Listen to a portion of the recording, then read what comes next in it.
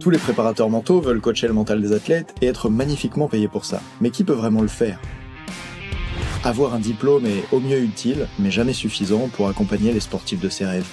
Bienvenue sur Business Infini, le podcast pour développer une entreprise tellement épanouissante et solide que tu auras envie de travailler dedans toute ta vie.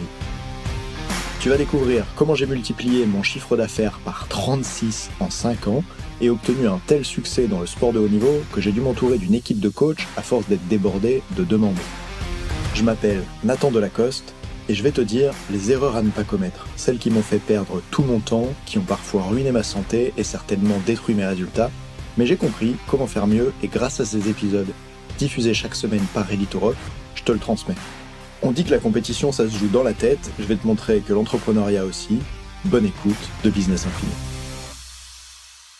Comment obtenir 10 avis réels et de haute qualité sur Google en moins de 24 heures et sans y passer de temps, c'est une des réponses que je vais donner à la fin de cet épisode, mais d'abord il faut qu'on parle des témoignages dans le business de la préparation mentale et d'une erreur que j'ai vue, mais cinglante, une erreur tranchante, une erreur qui aurait pu faire perdre le deal, ça sera peut-être le cas, mais je ne souhaite pas à un entraîneur que j'accompagne, parce que demander un témoignage, ça passe ou ça casse, des fois ça peut faire du mal à la relation. Et oui, imagine.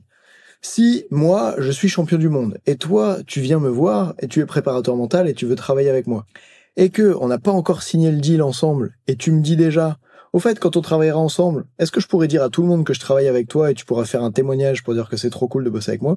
Est-ce que tu pourras poser en photo sur Instagram avec moi et dire qu'on travaille ensemble?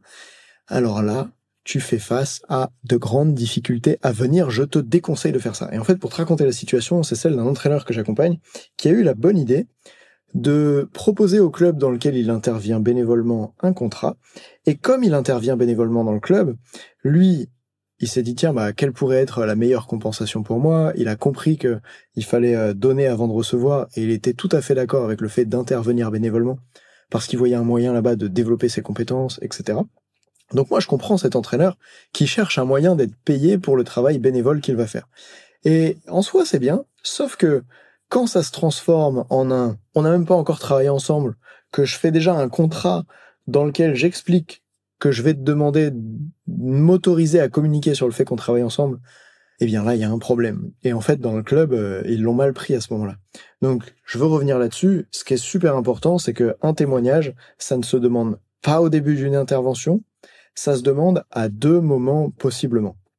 Soit, et c'est assez logique, une fois que l'intervention est terminée, à ce moment-là, tu peux demander un témoignage. Il y a plusieurs façons de le faire. Je ne vais pas rentrer dans les détails dans cet épisode. D'ailleurs, j'aurai une ressource à t'offrir par rapport à ça. Mais donc, soit tu demandes le témoignage quand l'accompagnement est terminé, soit tu le demandes, et attention, là, il y a moins de gens qui pensent à faire ça, mais c'est vraiment une méthode intéressante, soit tu le demandes au moment où la personne, par exemple l'athlète, obtient ses plus gros succès. Le moment où il y a un breakthrough, le moment où il y a quelque chose qui se passe, qui change, où il ou elle se dit que tout est différent, où il ou elle obtient des résultats différents d'auparavant, quelque chose d'important, ça peut aussi être un très bon moment, en mode « Wow, là ça a l'air dingue ce que tu viens de vivre, est-ce que Soit tu peux demander « Tiens, est-ce que tu connais quelqu'un qui aurait besoin de vivre une transformation comme celle-ci ?» ou « Est-ce que tu serais d'accord de me laisser un avis sur Google pour aider d'autres personnes qui étaient dans ta situation à vivre une transformation comme celle-là ?» Bref, il y a différentes choses qui sont possibles. Là, je fais un peu une phrase générique quand je t'en parle, mais l'idée, c'est de le demander soit au moment où il y a la plus grosse réussite pour l'athlète, à un moment fort, soit de le demander après l'accompagnement, parce que c'est assez logique, quand tu vas au restaurant, c'est après avoir mangé au restaurant que tu mets un avis, mais pas avant. Et donc, dans le cas de cet entraîneur dont je te parle, il faut qu'il fasse bien attention, parce que certes, il y allait bénévolement, et du coup, il cherchait un moyen qui pourrait être un super mode de paiement. Genre, si demain, t'interviens bénévolement, je sais pas, au Paris Saint-Germain dans le club de foot, peut-être que tu seras très content d'être payé 0 si en échange tu peux mettre sur ton CV que tu as bossé avec le PSG, et s'ils font une story sur toi en disant on bosse avec ce préparateur là, il est très bien. Donc je comprends l'intention, mais juste te trompe pas de moment, parce que une erreur de timing peut tout faire foirer. C'est comme dans la séduction, si tu croises une fille dans la rue et que la première chose que tu lui dis c'est viens on se marie ensemble le week-end prochain, je pense que elle aurait adoré cette proposition en mariage peut-être dans 2 ans, mais pas dès les premiers mots que tu lui adresses. Voilà, j'espère que cet épisode court t'a plu, et si t'as envie d'aller plus loin, je voudrais que tu saches 2 choses. La première, c'est que c'est super important d'avoir des témoignages. Moi, ça me permet sur Google, d'être bien référencé, d'être référencé parmi les premiers au niveau local, si ce n'est le tout premier. D'ailleurs, je fais partie de ceux qui ont le plus d'avis, avec plus de 56 avis, 60 au moment où je te fais cet épisode, je crois.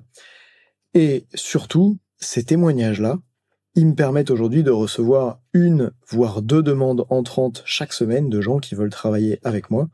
Et ça, complètement en automatique, juste parce que j'ai des témoignages sur Google.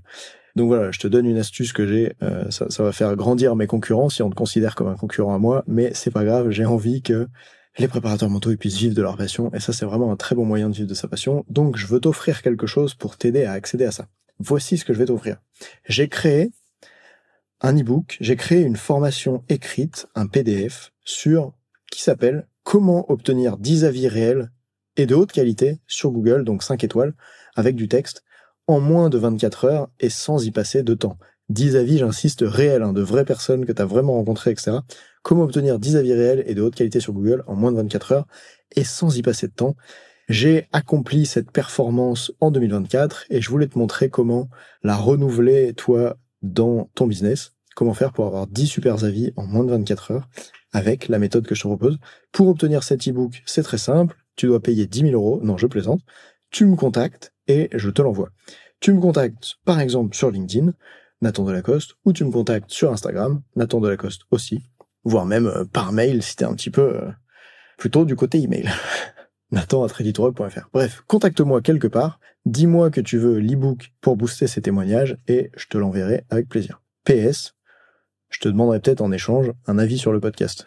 Non, je plaisante, je te demanderai qu'est-ce qui t'a plu dans le podcast et comment je peux l'améliorer. Tu pourras peut-être me soumettre tes prochaines idées pour que je fasse d'encore meilleurs épisodes à l'avenir, ou en tout cas que je réponde à toutes tes questions grâce à ces épisodes.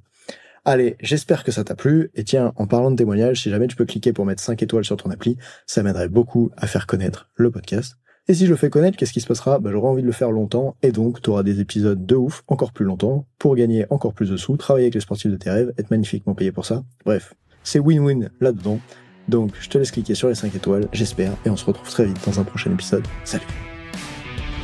Entraîner l'humain derrière la machine, c'est important. Alors l'année prochaine, j'ai envie que chaque athlète puisse avoir un préparateur mental à ses côtés. C'est plus facile à atteindre si chaque coach mental devient un entrepreneur qui sait donner envie aux compétiteurs de s'intéresser à leur psychologie.